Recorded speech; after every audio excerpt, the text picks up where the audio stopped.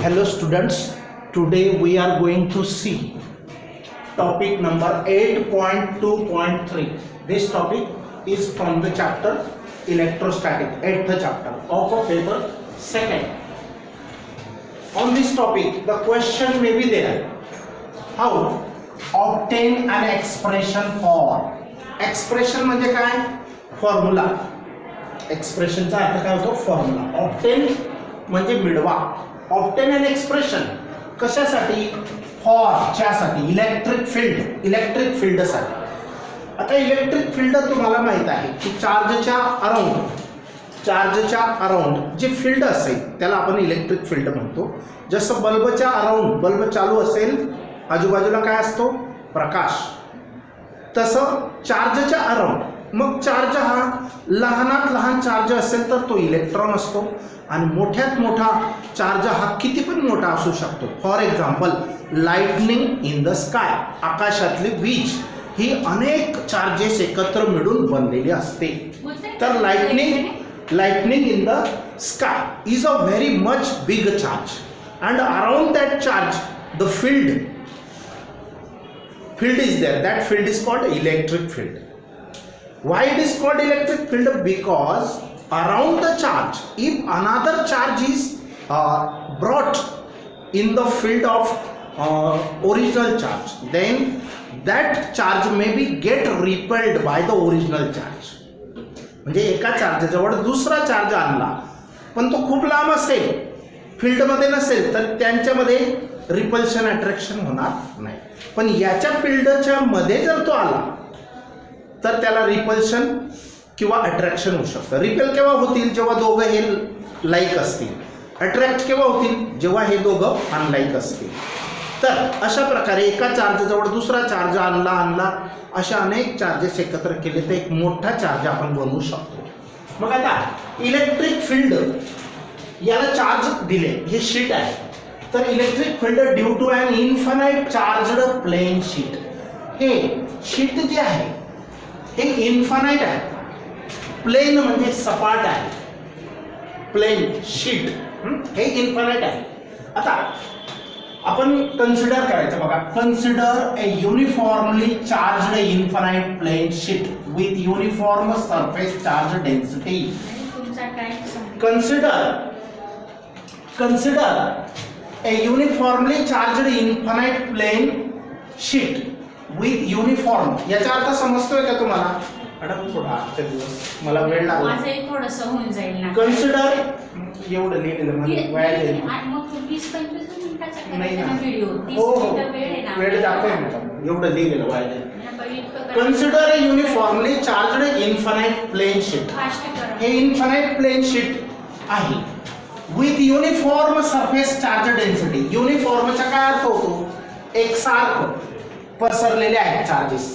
नाही तर कुठे जास्त गर्दी क्राऊड असेल, कुठं तरी विरळ असतील असं नाही. युनिफॉर्मली ते पसरलेलं आहे. म्हणजे याचा अर्थ चार्ज पर युनिट एरिया, म्हणजे युनिट एरिया आपण कन्सिडर केला 1 सेंटीमीटर बाय 1 सेंटीमीटर, तर त्याच्या हिश्श्याला येणारा चार्ज अजून दुसरा युनिट एरियाच्या हिश्श्याला येणारा चार्ज हे कसे असतील? सेम असतील. त्याला आपण युनिफॉर्म चार्ज डेन्सिटी म्हणणार. चार्ज पर युनिट एरिया सिग्मा. आता चार्ज डेन्सिटी ही सिग्माने डिनोट केली जाते. ठस्याचा थोडासा तिरकस लिहायचा. Kept in a medium of permittivity epsilon.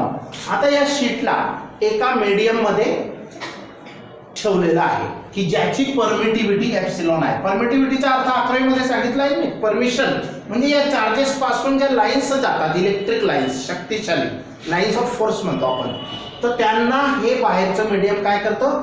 Permission देतं. किती परमिशन देतं त्याला म्हणतो आपण परमिटिव्हिटी एप्सिलॉन.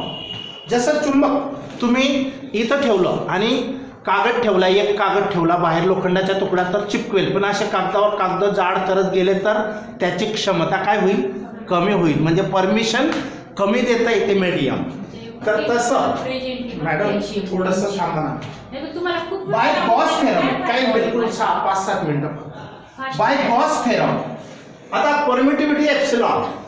आता परमिटिव्हिटी एप्सिलॉन जर कोणत्याही मीडियमची असेल तर तिला एप्सिलॉनने दर्शवतात आणि व्हॅक्यूमची असेल तर तिला एप्सिलॉन 0 ने दर्शवतात आणि दोघं परमिटिव्हिटीच्या रेशोला डायइलेक्ट्रिक कॉन्स्टंट के असे म्हणतात, बरोबर. आणि म्हणून एप्सिलॉनची व्हॅल्यू काय येईल, एप्सिलॉन 0 के. बरं, आता by Gauss theorem the net flux through closed surface phi is equal to q upon epsilon 0. गॉसच्या थेरमने असं सांगितलं की असं जर प्लेन शीट असेल तर त्याच्या नेट फ्लक्स म्हणजे काय, लाईन्स ऑफ फोर्सेसच्या पर युनिट एरिया मधून किती लाईन्स ऑफ फोर्स जातात याला आपण फ्लक्स म्हणतो. तर by Gauss theorem net flux इतका असतो हे गॉसने सुचवलं.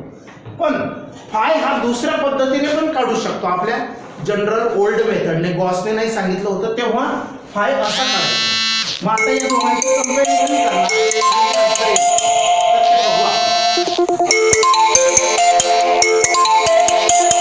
तर बघा, to find the electric field intensity due to a charged infinite plane sheet at P. Electric field intensity find out करण्यासाठी कोणाची, due to charged infinite plane sheet at point P. या P या ठिकाणी ॲट अ डिस्टन्स आर. हा P किती अंतरावर, इथून R अंतरावर आहे. At a distance R from sheet imagine a Gaussian surface around area A, sorry around point P. या पॉइंट पी च्या अराउंड जो एरिया आहे तो गॉसियन सरफेस आपण कन्सिडर करू in the form of cylinder. हे सिलेंडर आहे.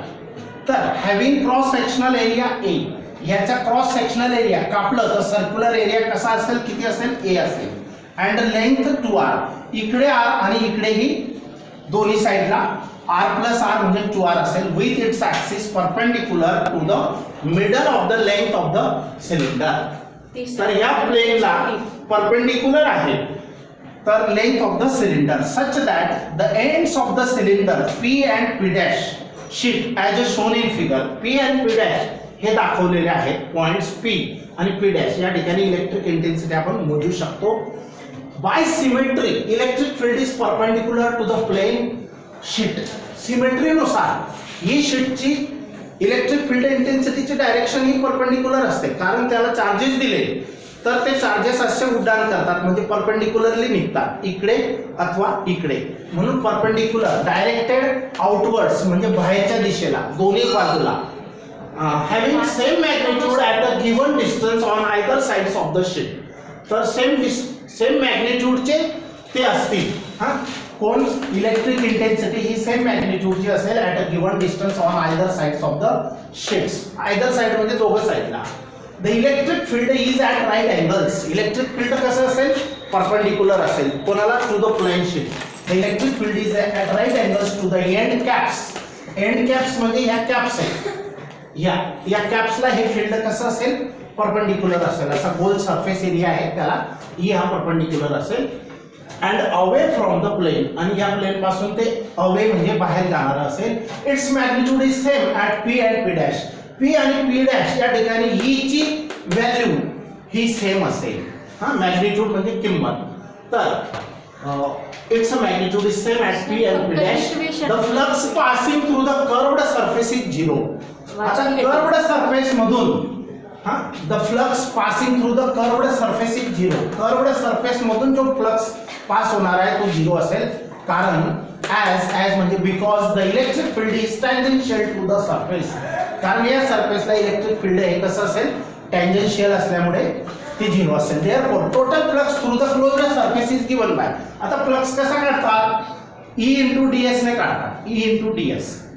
पण हा युनिट ds एवढे एरियावर जर काढायचा असेल तर त्याच्यासाठी EDS वापरतात. पण संपूर्ण एरिया असे ds सारखे मेनी एरिया मिळून हे शीट बनलेलं आहे. हे शीट असं बनलेलं आहे. मग त्याचं एकत्रीकरण म्हणजेच इंटिग्रेशन. एकत्रीकरण करणे म्हणजे integration. Phi is equal to phi into EDS plus phi into EDS.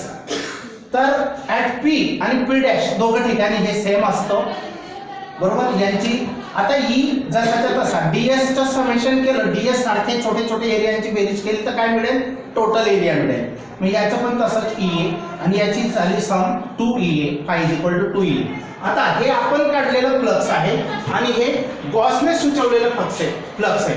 या दोघांची तुलना करा. डावी बाजू सेम आहे तर उजवी बाजू पण सेम असायला पाहिजे. Q/ε0 = 2EA आणि मग या ठिकाणी सिग्मा हा चार्ज पर युनिट एरिया आपण मानलेला आहे, तर चार्ज पर युनिट एरिया सिग्मा असतो. मग Q ची व्हॅल्यू कशी तयार होईल, सिग्मा × E.